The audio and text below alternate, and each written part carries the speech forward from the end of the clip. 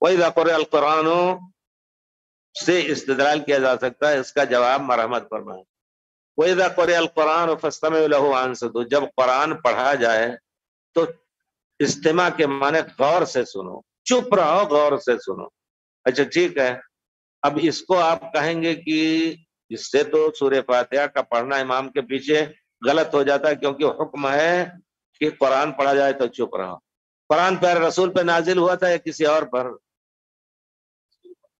اور کیا ہمارے بزرگ اس حدیث کا انکار کر سکتے ہیں کہ پیارے رسول نے فرمایا لا صلاۃ لمن لم یقرأ بفاتحۃ الکتاب؟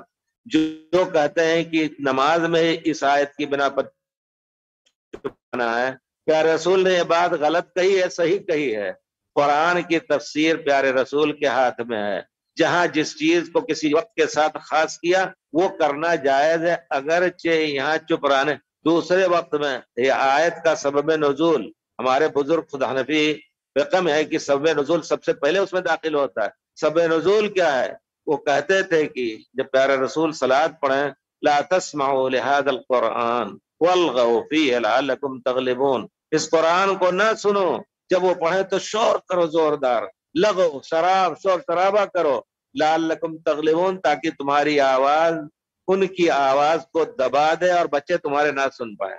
پیارے رسول جب نماز پڑھتے تھے تو آ کر کے بچے عورتیں سب سننے لگتے تھے۔ تو یہ ہے اصل قرآن کی کہ مسلمانوں تم لوگ ایسا نہ کرو۔ اب سب سے پہلے یہ آپ کہیں گے کہ اس کا سبب نزول ہونا چاہیے، تو اسی کے ساتھ خاص ہے۔